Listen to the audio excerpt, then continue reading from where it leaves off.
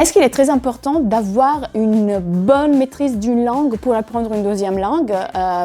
Non, pas du tout. Il peut y avoir un apprentissage simultané entre les deux langues.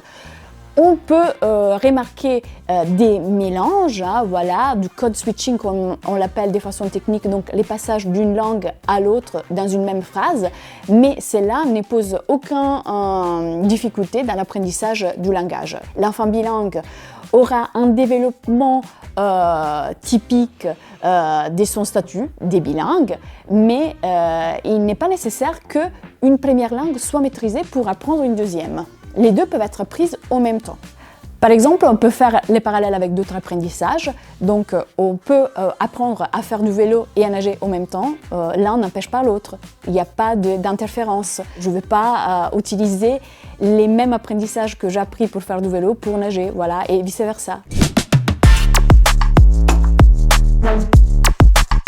Le contexte affectif est fondamental pour l'apprentissage des langues.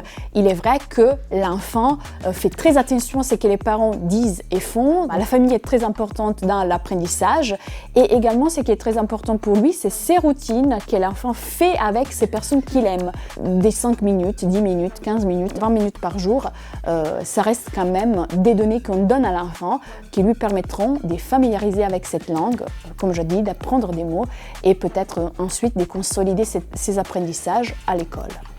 Introduire une langue dans une routine permet à l'enfant de faciliter son apprentissage.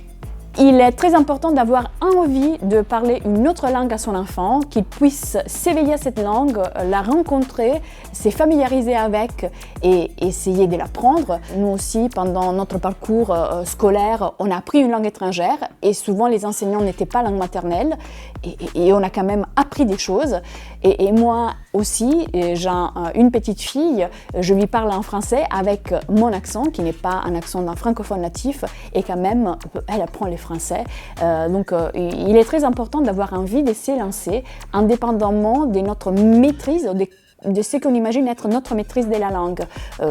Même si on a un accent qui n'est pas exactement l'accent de quelqu'un des langues maternelles, il faut s'élancer, il faut y aller et avoir envie de partager cette langue avec l'enfant.